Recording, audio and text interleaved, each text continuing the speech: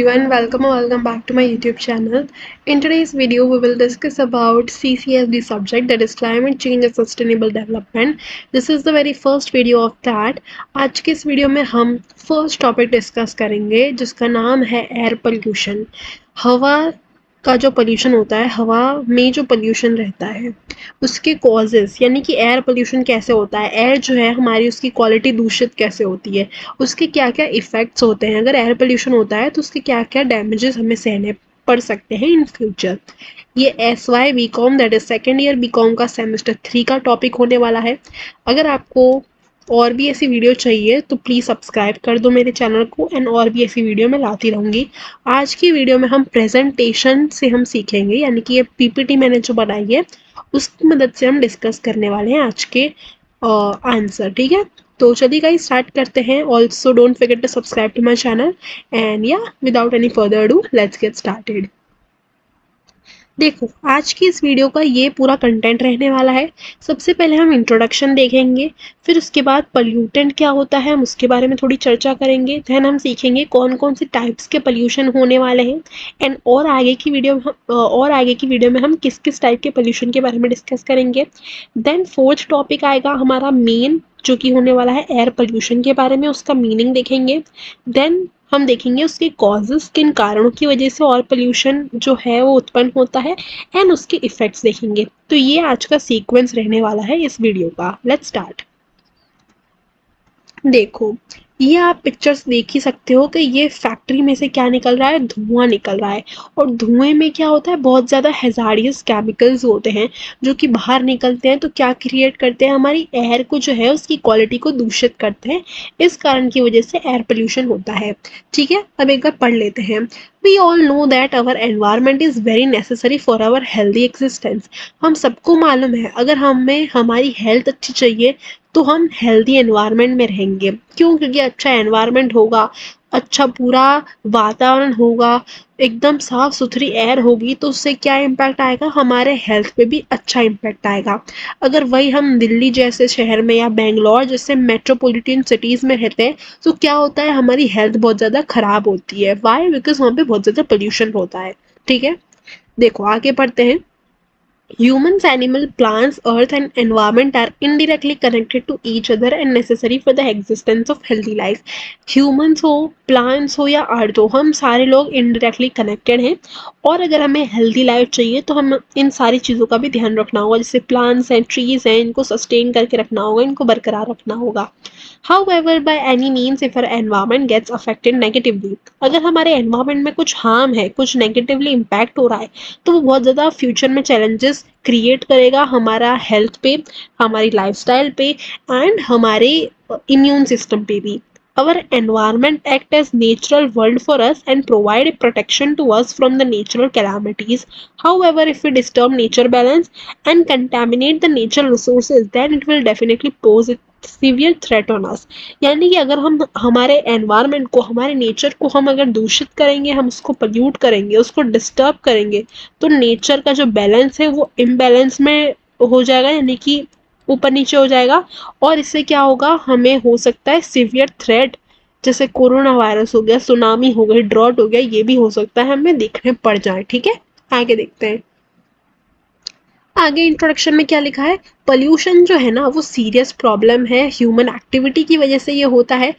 ऐसे देखा जाए तो दो टाइप के पोल्यूशन होते हैं, एक होता है नेचुरल पोल्यूशन और एक होता है मैनमेड पोल्यूशन। नेचुरल पोल्यूशन कौन सा हो गया, नेचुरल जैसे कि वॉल्केनिक इरप्शन, ये नेचुरल हो गया। लेकिन मैनमेड जो होता है ना वो ज़्यादा हैजार्डियस होता है as compared to natural. Manmade में कौन से आ गए, तो आज की दुनिया में हम जितने भी पोल्यूशन देखते हैं वो ज़्यादातर मैनमेड ही होते हैं मेजरली। जैसे कि कौन सा, सबसे पहला हो गया इंडस्ट्रियल पोल्यूशन का, एग्रीकल्चरल पोल्यूशन हो गया। फिर कौन सा हो गया, हमारे ट्रांसपोर्टेशन की वजह से जो पोल्यूशन होता है वो, फायर क्रैकर को जलाने की वजह से जो पोल्यूशन होता है वो। ये सारे कुछ में कौन कॉमन चीज़ है, तो हम इंसान, हम man, we all human beings, this is the common factor among all the man made pollution. ठीक है, तो मैन मेड पोल्यूशन सबसे ज़्यादा हैजार्डियस होता है। Pollution is a serious problem of environment in which human activities have played a prominent role. बहुत गहरा role play करा है हम इंसानों ने। Serious degradation and depletion have been caused through over use. हम रिसोर्सेज का ओवर यूज कर देते हैं या फिर मिस यूज या मिस मैनेजमेंट कर देते हैं रिसोर्सेज का। इस कारणों की वजह से जो हमारी डिमांड है वो अच्छी तरह क्या नहीं हो पाती, सेटिस्फाई नहीं हो पाती है। At present the situation is so alarming. आज की दुनिया में प्रेजेंट सिचुएशन बहुत अलार्मिंग है। हमने इतनी सारे खराब पोल्यूशन कर चुके हैं कि क्या हो गया है, हमारी ग्लोबल वार्मिंग बहुत बढ़ चुकी है। दिन पे दिन गर्मियों में जो है क्या होता है, गर्मियों में बहुत ज़्यादा गर्मी लगने लगती है। तो ये किस कारणों की वजह से है? तो ये पोल्यूशन की वजह से ही है। पोल्यूशन में भी डिफाइंड एज, अब पोल्यूशन को अगर हमें डेफिनेशन देनी हो तो कैसे देंगे? तो यहाँ से लेके यहाँ तक जो मैंने लिखा है वो उसकी डेफिनेशन है, आप इसको लिख के आ सकते हो एग्जाम में। क्या लिखा है? पोल्यूशन मतलब एक अनडिजायरेबल चेंज, जिस जो हम डिजायर नहीं करते, यानी कि एक ऐसा चेंज जो अच्छा नहीं है। हो सकता है वो फिजिकल हो, वो चेंज हो सकता है वो केमिकल या फिर बायोलॉजिकल कैरेक्टरिस्टिक में चेंज आया हो, पानी में, हवा में या फिर लैंड में, जो कि हार्म करेगा, जो कि हार्मफुल होगा, जो हमारी ह्यूमन लाइफ को, हमारी स्पीशीज को, इंडस्ट्री के प्रोसेस को और हमारे इन एनवायरनमेंट को क्या करेगा, बिगाड़ के रख देगा। और दैट मे और will waste our raw material resources. तो ये थी हमारी पोल्यूशन की डेफिनेशन, यानी कि एक ऐसा चेंज, एक अनडिजायरेबल चेंज जो कि हम नहीं चाहते हो लेकिन हो रहा है ड्यू टू अवर क्या बोल सकते हैं, मिस्टेक्स। क्यों हो रहा है? तो हम इंसान पोल्यूशन क्रिएट कर रहे हैं इस वजह से, और ये हमको ही इन फ्यूचर क्या करेगा, बहुत ज़्यादा प्रॉब्लम क्रिएट कर देगा। आगे क्या लिखा है? इंट्रोडक्शन। ये देखो, ये मैंने पोल्यूशन का ये डूडल टाइप भी थोड़ा सा ड्रॉ करा है to make this PPT more interactive. It may be also defined as an addition और excessive addition of certain material. अब यहाँ पे एक और नई डेफिनेशन मैंने दी है। पोल्यूशन मतलब एक और अगर हम डिफाइन करें तो ये भी हो सकता है कि एक्स्ट्रा, किसी भी चीज़ में एक्स्ट्रा एडिशन होना, एक्सेसिव मटेरियल का इन्वॉल्वमेंट होना। जैसे वाटर में कुछ एक्स्ट्रा डाल दिया, जैसे प्लास्टिक डाल दिया। एयर में क्या हो गया, एयर में फायर क्रैकर चलाए तो उसका जो जितनी भी चीज़ें रह गई वो जो हवा में घूम रही है वो क्या है, एक्स्ट्रा मटेरियल है। वैसे ही लैंड में, तो ये क्या है, ये हमारे लैंड को, वाटर को या एयर को लेस फिट या अनफिट बनाते हैं कंज्यूम करने के लिए। इसी को हम बोलते हैं पोल्यूशन। पोल्यूशन जो है, जैसे कि मैंने पहले भी बताया, मैन मेड होता है, हाँ नेचुरल भी होता है। नेचुरल जैसे कि एमिशन ऑफ नेचुरल गैसेज, फिर soil erosion, ultraviolet rays, cosmic rays या वॉल्केनिक इरप्शन। लेकिन मैन मेड वाला क्या है, बहुत खतरनाक होता है। पल्यूटेंट, पल्यूटेंट क्या होता है? तो आप देख सकते हो, पल्यूटेंट मतलब ऐसी चीजें, ऐसा मटेरियल जो कि कोई भी चीज को क्या कर रहा है, पल्यूट कर रहा है, वेस्ट प्रोडक्ट कह लो। जैसे यहाँ पे आपको दिख रहा होगा कि वाटर बॉटल है प्लास्टिक की, यहाँ पे कुछ ढक्कन है या टूटी हुई बॉटल्स हैं, एंड बहुत सारी चीज़ें क्या है, पानी में क्या कर रही हैं, डली हुई हैं। तो ये पानी को क्या कर रही है, लेस फिट या अनफिट बना रही है कंजम्पशन के लिए। पोल्यूटेंट आर द मटीरियल, कोई मटेरियल हो सकते हैं, कुछ फैक्टर्स हो सकते हैं जो कि नेचुरल क्वालिटी है किसी भी चीज़ की, कोई भी एनवायरनमेंट की, उसको डिग्रेड कर रहे हैं, उसको खराब कर रहे हैं। For example, smoke from industry, industry से जो धुआं निकल के आता है वो, ऑटोमोबाइल्स जो इंडस्ट्रीज होती है उसमें केमिकल्स निकल के आता है वो, कुछ फैक्ट्रीज में से रेडियो एक्टिव सब्सटेंसेज जो होते हैं न्यूक्लियर पावर प्लांट में से वो भी, और सीवेज यानी कि कचरा कूड़ा, हाउसेस का discarded household article are common pollutant. ये कुछ एग्जाम्पल दिए गए थे कुछ कॉमन पोल्यूटेंट के। However all pollutant are not waste material, सारे जो पोल्यूटेंट होते हैं वो ज़रूरी नहीं कि सारे के सारे वेस्ट मटेरियल भी हों। कुछ कुछ ऐसे भी होते हैं जो सॉइल की फलद्रुपता, सॉइल फर्टिलिटी को इंक्रीज कर सकते हैं, जैसे कि नाइट्रोजन या फिर phosphorus. But their excess amount, यानी कि नाइट्रोजन और फॉस्फोरस का एक्स्ट्रा अमाउंट अगर बहुत ज़्यादा मात्रा में भी यूज़ हुआ है तो वो पोल्यूशन क्रिएट करेंगे, वरना it is good for soil fertility. Okay, इसको थोड़ा सा क्लीन कर देते हैं जिससे अच्छा दिखे। आप चाहो तो इसका स्क्रीनशॉट भी ले सकते हो फॉर योर रीडिंग पर्पस। आगे बढ़ते हैं। टाइप्स ऑफ पोल्यूशन, अब हमने इंट्रोडक्शन देख लिया, पोल्यूटेंट क्या होता है वो देख लिया। अब हम देखते हैं कौन कौन से टाइप के होते हैं पोल्यूशन। तो मेनली 5 टाइप के होते हैं। कौन कौन से? सबसे पहला है एयर पोल्यूशन, जिसके बारे में आज की वीडियो में हम डिस्कस करेंगे। बाकी के जो रह जाएंगे वो हम नेक्स्ट वीडियो में डिस्कस करते रहेंगे। Second is water pollution, third आता है soil pollution, fourth is radio active pollution, this is very much important, and fifth and the last one is noise pollution. ठीक है, अब हम देखते हैं एयर पोल्यूशन क्या होता है। एयर पोल्यूशन जनरल भाषा में क्या होता है, हम देखते ही हैं हमारी जो क्वालिटी थी एयर की, जब हम छोटे थे तब बहुत अच्छी हुआ करती थी। हम ऐसे बाहर निकलते थे गैलरी में सुबह सुबह तो बहुत अच्छा लगता था। लेकिन आज के ज़माने में 2024 में तो ऐसा लगता है कि बहुत ज़्यादा पोल्यूशन हो चुका है। हम बाहर भी निकलते हैं कहीं दिवाली के समय या ऐसे कहीं, तो इतना पोल्यूशन होता है, इतना फायर क्रैकर का धुआं होता है कि हम अच्छी तरह सांस भी नहीं ले सकते, हमें मास्क पहन के जाना पड़ता है। ठीक है, तो ये क्या दिखाता है, ये दर्शाता है कि पोल्यूशन जो है दिन पे दिन क्या हो रहा है, बढ़ता जा रहा है। हमारी एयर की जो क्वालिटी है वो एडवर्स होती जा रही है, बहुत खराब होती जा रही है। और ये हमारे फ्यूचर में जितने भी लोग आएंगे, जितने भी ह्यूमन बींग्स होंगे, उनको अफेक्ट करेगा किसी ना किसी तौर पे, तो करने ही वाला ही है। चलिए पढ़ते हैं। Air pollution may be defined as the presence of material in air in such concentration which are harmful to man and the environment. In other words, the occurrence या फिर एडिशन होना किसी भी फॉरेन पार्टिकल्स का, foreign particles का इधर मतलब है ऐसे पार्टिकल जो कि बाहर से लाए गए हैं, जो बाहर से क्या हुए, उत्पन्न हुए हैं।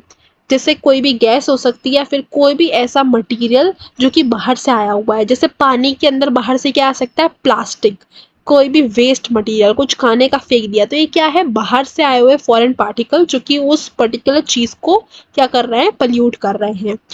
Which have an adverse effect on human life. Pollution की वजह से ह्यूमन को, एनिमल्स को, वेजिटेशन को और बिल्डिंग्स और बाकी सारी चीज़ों को भी क्या करना पड़ता है, फेस करना पड़ता है। अब आप सोचो कि बिल्डिंग को कैसे, तो हम लेटर ऑन वीडियो में देखेंगे कि ताजमहल जो था वो पहले कैसा अच्छा दिखता था, वाइट एकदम मार्बल जैसा, जो मार्बल से बनाया हुआ एकदम अच्छा दिखता था। लेकिन आज के ज़माने में अगर आज हम आगरा में जाएं और ताजमहल को देखें तो वो क्या हो गया, येलोइश हो गया है। वो क्यों हुआ है वो भी हम नेक्स्ट इसी वीडियो में, थोड़े नेक्स्ट पार्ट में डिस्कस करेंगे। सो बने रहिए आज की इस वीडियो में। Air pollution may be natural or man-made. Natural air pollution has been occurring due to volcanic eruption, forest fire, nature, organic and inorganic decays let out large quantities of harmful dust and gases. Man-made air pollution occur due to overpopulated cities. Man-made pollution होता क्यों है, क्योंकि population बहुत ज़्यादा बढ़ चुकी है cities की। ओवर पॉपुलेशन के कारण रिसोर्सेज जो हैं वो ज़्यादा यूज़ होने लगे हैं।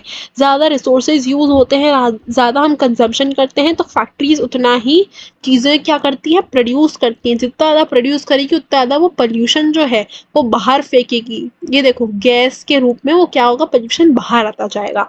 तो ओवर कंजम्पशन के कारण भी हो सकता है पोल्यूशन। एंड इंडस्ट्री सेंटर, हम मोर टाइम क्या बोलते रहते हैं ज़्यादातर टाइम, कि अर्बनाइजेशन हो गया, थोड़ा क्या बोलते हैं, डेवलपमेंट हो गया, तो अच्छी बात है, हाँ अच्छी बात है।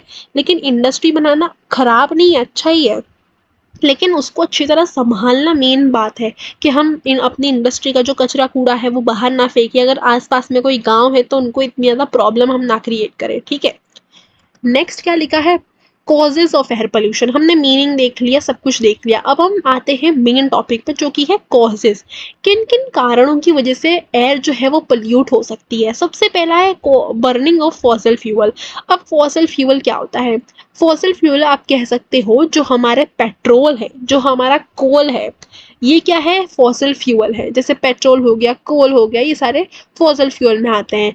और बर्निंग मतलब कोल को जलाना, पेट्रोल को जलाना, उसमें से जो उनके एशेस रह जाते हैं, उसमें से जो धुआं उत्पन्न होता है उसको हम बोलते हैं बर्निंग ऑफ फॉसिल फ्यूल। यानी कि पेट्रोल को जलाने से और कोल को जलाने से जो धुआं, जो एशेस उसके रह जाते हैं हवा में और जो वो घूमते हैं हवा में, जब हम इसको कंज्यूम करते हैं यानी कि सांस जब हम लेते हैं, तब हमें वो अफेक्ट करता है हमारे लंग्स के लिए, हमारे हेल्थ के लिए। तो पहला कारण है बर्निंग ऑफ फॉसिल फ्यूल। ये आप देख सकते हो बड़ी बड़ी, ये मैंने क्या दिखाई है, वहाँ की फैक्ट्रीज दिखाई हैं। ठीक है, इसको थोड़ा सा इरेज कर देते हैं। अब हम पढ़ते हैं सल्फर डाइऑक्साइड। सल्फर डाइऑक्साइड जो निकलता है, किस में से निकलता है, जब कंबशन यानी कि जब फॉसिल फ्यूल को हम जलाते हैं तब। फॉसिल फ्यूल जैसे कि कोल और petroleum and other factory combustible is one of the major cause of air pollution. Pollution emitting from vehicles, vehicles यानी कि हम जो चलाते हैं, स्कूटी, ट्रेन्स, ट्रेन्स में हम ट्रैवल करते हैं, या जीप या एयरप्लेन, ये सारी चीज़ें बहुत हैवी मात्रा में एयर पोल्यूशन करती हैं। We rely on them to fulfil our daily basic needs of transportation. हम उन पे इतना निर्भर हो चुके हैं कि हम डे टू डे कहीं भी जाना हो हमें ट्रांसपोर्टेशन के लिए तो हम यूज़ करते हैं, लेकिन उसका ओवर यूज़ क्या होता है, उसके ओवर यूज़ से पेट्रोल डीजल ये सब कुछ यूज़ होता है और इसके कंबशन के कारण एयर पोल्यूट होती है। Carbon monoxide caused by improper or incomplete combustion and generally emitted from vehicle is another major pollutant along with nitrogen oxide which is produced from both natural or man-made processes. Carbon monoxide भी क्या करती है, अगर वो आधी incomplete combustion यानी कि आधा पर्दा उसको जलाया तो उससे भी क्या होता है, पोल्यूशन क्रिएट होता है। यहाँ पे आप देख सकते हो एक ऑयल और एक यहाँ पे क्या दिया है, जलाने का, यानी कि पेट्रोल को अगर हम जलाते हैं तो उससे क्या निकलता है, धुआं निकलता है, जो कि क्या करता है, हमारे एयर को पोल्यूट करके रख देता है। ठीक है, आगे क्या लिखा है, एग्रीकल्चरल एक्टिविटी। एग्रीकल्चर से अब कैसे हो सकता है, आप सोचोगे कि वो तो हम खाते हैं, एग्रीकल्चर से तो अच्छी चीज़ है, मतलब एग्रीकल्चर होना, तो इसमें बहुत सारे हैजार्डियस केमिकल आज के ज़माने में यूज़ होते हैं। पहले ऑर्गेनिक क्या होता था, ऑर्गेनिक फार्मिंग होता था, लेकिन जैसे जैसे पॉपुलेशन बढ़ी, जैसे जैसे कंजम्पशन बढ़ा, वैसे वैसे फार्मर ने क्या कर दिया, केमिकल डाल के ग्रो करना शुरू कर दिया चीज़ों को, तो वो ऑर्गेनिक नहीं हो गई, वो अब इनऑर्गेनिक वे में हम ग्रो करते हैं चीज़ों को। बहुत सारा हम पेस्टिसाइड डालते हैं, बहुत सारा इंसेक्टिसाइड डालते हैं और बहुत सारी हम अलग अलग चीज़ों को डालते हैं, जिस कारण की वजह से जो क्रॉप है, जो एग्रीकल्चर है, वो पोल्यूट हो जाता है। यहाँ पे मैंने पीएच स्केल भी आपको दिखाया है, वो मैं अभी आपको जूम करके दिखाऊंगी। ठीक है, पहले एक बार पढ़ लेते हैं। एग्रीकल्चरल एक्टिविटी, अमोनिया जो है वो बहुत ज़्यादा कॉमन बाय प्रोडक्ट आता है एग्रीकल्चर का and is one of the most hazardous gases in the atmosphere. Use of insecticides, pesticides and fertilizer in agricultural activity has grown quite a lot। कौन कौन से तीन नाम बताए, इंसेक्टिसाइड्स, इंसेक्टिसाइड मतलब छोटे छोटे कीड़े मकोड़ों को मारने के लिए, फर्टिलाइजर मतलब केमिकल डालना जिससे क्रॉप जो है वो जल्दी ग्रो हो पाए, क्योंकि हमारी पॉपुलेशन बहुत बढ़ चुकी है तो हमें क्या है, खाने पीने की चीज़ें भी ज़्यादा चाहिए होंगी और जल्दी चाहिए होंगी। एंड वी हैव पेस्टिसाइड्स, उधई बोल सकते हैं, जैसे बड़े जैसे उधई हो गई, ये सब चीज़ों को मारने के लिए जो दवाएं डलती है उसको पेस्टिसाइड्स बोलते हैं। ठीक है, दे emit harmful chemicals into the air and can also cause water pollution. इससे वाटर पोल्यूशन भी होता है और एयर पोल्यूशन तो होता ही है।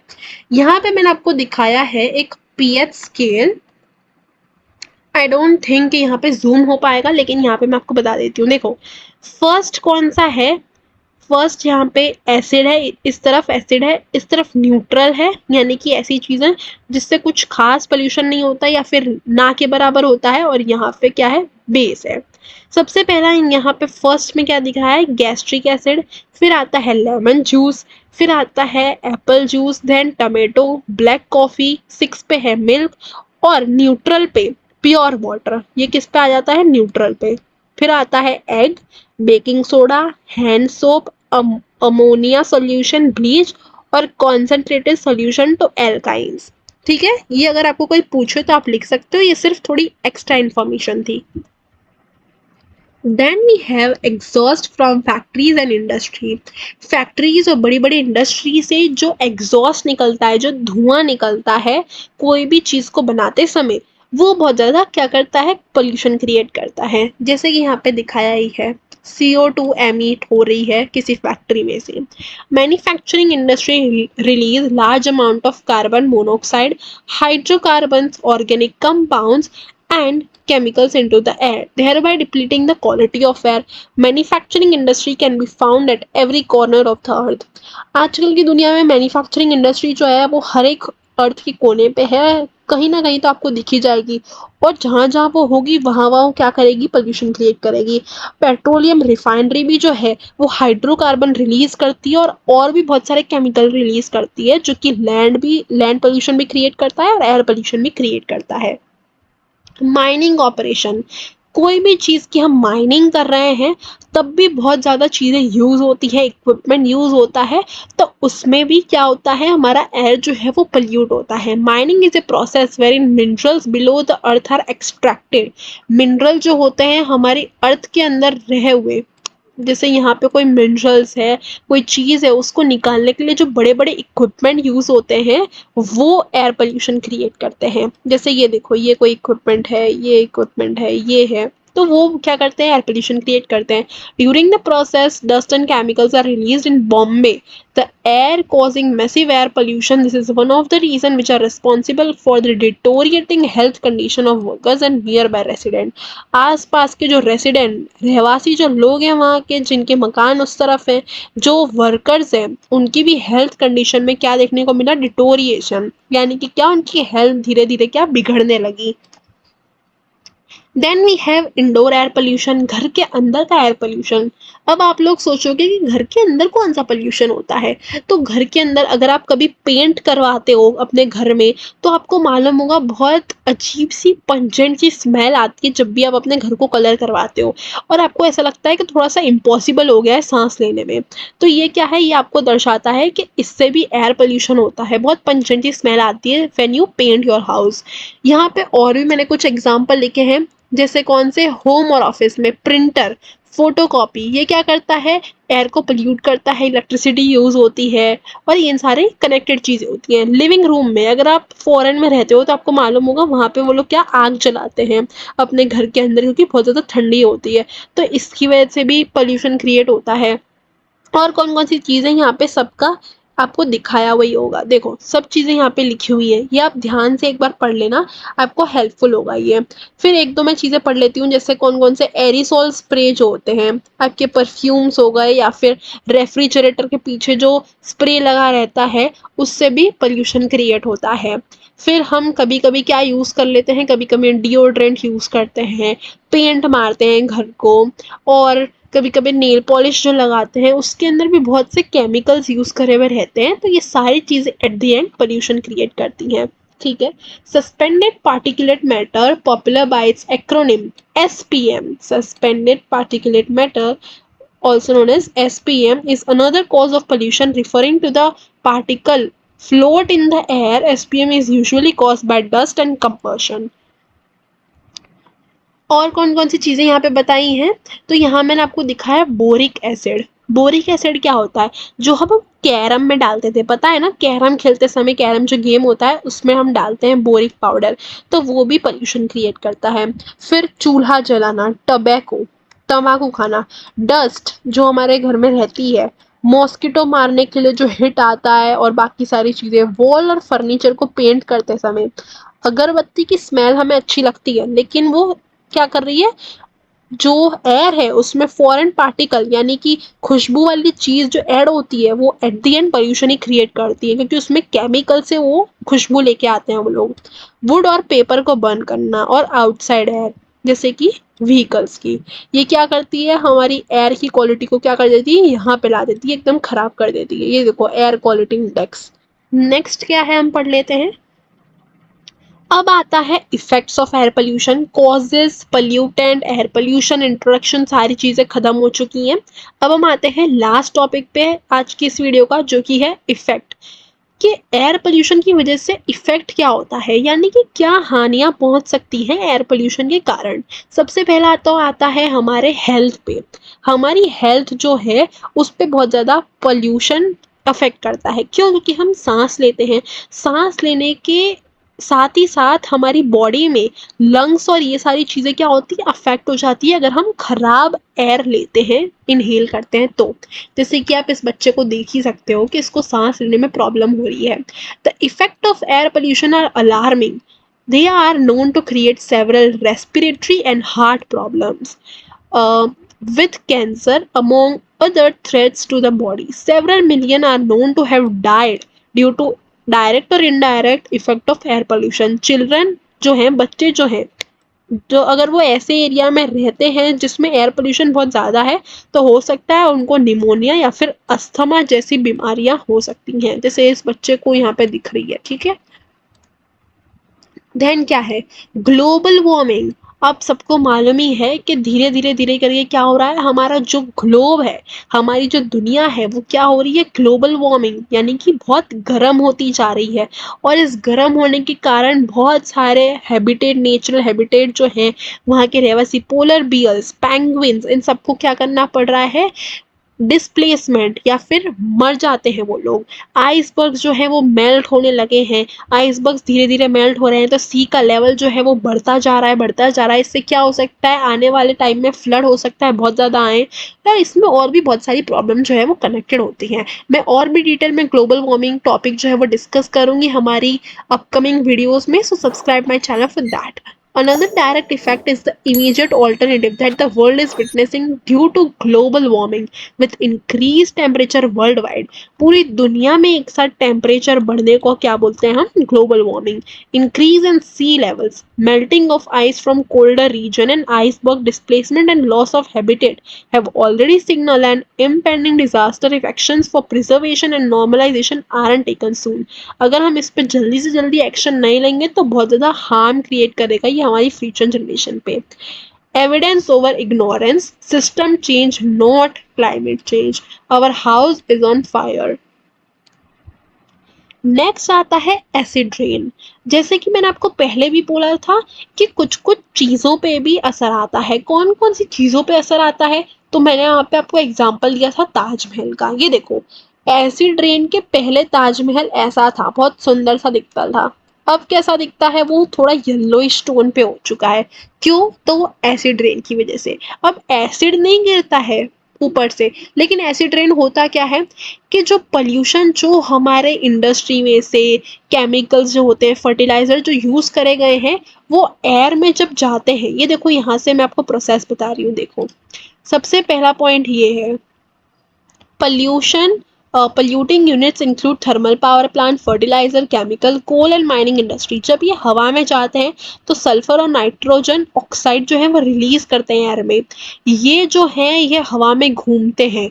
This gases react with water vapour in the air to form sulphuric and nitric acid.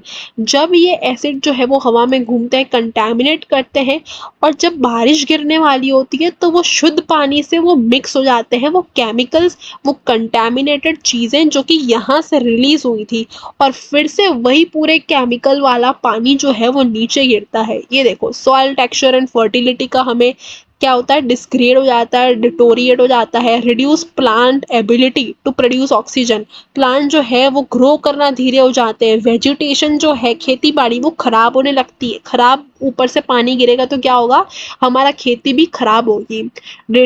Destroy aquatic life beginning with the lowest plant form such as algae। ठीक है, यहाँ पे ये पूरा प्रोसेस मैंने समझाया है कि जो नीचे से ऊपर जाता है ना, वही ऊपर से नीचे आता है। तो अगर पोल्यूशन, खराब चीज़ें नीचे हम पोल्यूशन करेंगे तो वही ऊपर जाके बारिश के फॉर्म में नीचे हमको मिलेगी। What goes up must comes down, ये याद रखना। अगर हम नीचे पोल्यूशन करेंगे तो बारिश का पानी भी जो आएगा वो खराब ही आएगा। Harmful gases like nitrogen oxide and sulphur oxide are release into the atmosphere during the burning of fossil fuels. When it rains, the water droplet combined with these air pollutant become acidic and then falls on the ground in the form of acid rain. Acid rain can cause great damage to human, animals and crops. अब ये नया जो word है ना, eutrophication, ये क्या होता है, ये बहुत से लोगों को नहीं मालूम होगा। यूट्रोफिकेशन होता क्या है कि बहुत ज़्यादा मात्रा में नाइट्रोजन अगर प्रेजेंट होता है सी सरफेस पे, तो क्या होता है, उसमें एल्गी जमा होने लगती है। नील जिसको हम बोलते हैं, ग्रीन ग्रीन कलर की जो होती है, जिसपे क्या होता है, पैर अगर हम रखें तो फिसल जाते हैं, तो वो जमा होने लगती है। उससे क्या होता है, जिसको हम काई भी बोलते होंगे, ठीक है, तो एल्गी जमा होने लगती है। इससे क्या होता है, फिश, प्लांट और नीचे की जो एनिमल स्पीशीज होती हैं, जो एक्वेटिक होती हैं, उनको प्रॉब्लम होती है, क्योंकि ऑक्सीजन जो है, वो सनलाइट जो है जिसकी वजह से वो अपना खाना बनाते हैं, ऑक्सीजन लेते हैं, वो नहीं मिल पाती, क्योंकि पानी के ऊपर पूरी के पूरी जगह एल्गी जमा हो जाती है। इस टाइप की एल्गी होती है, वो पूरी की पूरी पानी में जमा हो जाती है, तो एक्वेटिक एनिमल को बहुत प्रॉब्लम होती है। ठीक है, eutrophication is a condition where high amount of nitrogen present in some pollutant get developed on sea surface। सी के ऊपर ऊपर ऊपर तले पे क्या हो जाता है, ये पूरा जम जाता है algae and turns itself into algae.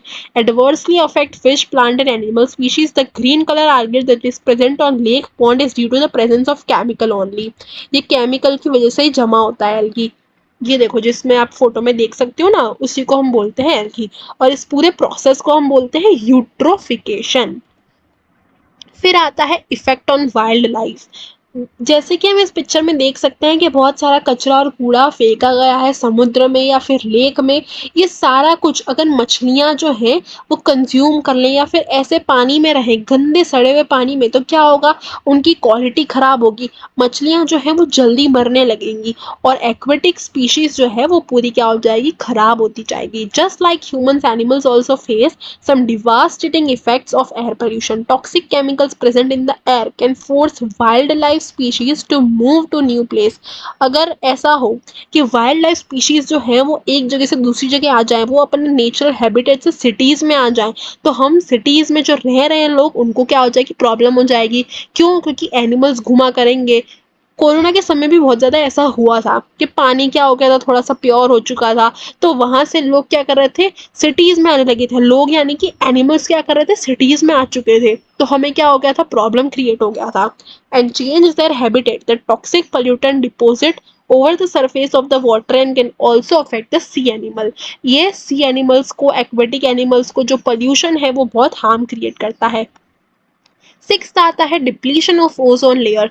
Ozone layer जो है वो डिप्लीट होती जा रही है। जैसे कि आप, ये दुनिया है हमारी, ये जो अर्थ है ना, इसका यहाँ पे एक फोटो दिखाया गया है कि पहले अक्टूबर 1980 में कैसी दिखती थी और 1991 में कैसी हो गई। आप देख ही सकते हो कि थोड़ा थोड़ा चेंज आया है सारी पिक्चर्स के अंदर। Ozone exist in the earth stratosphere. बहुत सारे स्पीयर्स होते हैं, उनमें से एक होता है स्ट्रेटोस्फियर, वहां पे ओजोन लेयर एग्जिस्ट करती है और ये हार्मफुल यूवी रेज जो है वो उनसे प्रोटेक्ट करती है। अर्थ ओजोन लेयर इज डिप्लीटिंग। अर्थ की जो ओजोन लेयर है वो डिप्लीट होती जा रही है। क्यों हो रही है? क्लोरोफ्लोरोकार्बन की वजह से। यहाँ पे आई नहीं आएगा, यहाँ पे क्लोरोफ्लोरोकार्बन है। क्लोरोफ्लोरोकार्बन की वजह से होती जा रही है और हाइड्रोक्लोरोफ्लोरोकार्बन की वजह से, जो कि एटमॉस्फेयर में प्रेजेंट है। As ozone layer will go thin, अगर ओजोन लेयर पतली होती जाएगी तो उससे क्या होगा, हार्मफुल रेज जो है वो क्या होंगी, डायरेक्ट आती जाएंगी। यूवी रेज जो है वो डायरेक्ट हमारी स्किन पे, हमारी आईज पे अफेक्ट करेंगी, तो हमें कैंसर जैसी भारी भारी बीमारियां भी हो सकती हैं और क्रॉप्स की जो एबिलिटी है प्रोड्यूस होने की वो भी कम हो सकती है। क्यों? क्योंकि ओजोन लेयर क्या हो रही है, डिप्लीट होती जा रही है और इससे यूवी रेज डायरेक्ट हम पे पड़ेगी। तो या that was it about today's video. I hope आप सबको समझ आ गई होगी आज की इस वीडियो में जो भी मैंने पढ़ाया। हमने आज इंट्रोडक्शन देखा, पोल्यूटेंट के बारे में देखा, एयर पोल्यूशन, उसके कॉज और उसके इफेक्ट देखे। नेक्स्ट वीडियो में हम वाटर पोल्यूशन, सॉइल पोल्यूशन और भी ऐसे बाकी सारे पोल्यूशन के बारे में डिस्कस करेंगे। So please subscribe to my channel and hit that like button. I will see you guys in my next video. Till then, bye bye and keep learning.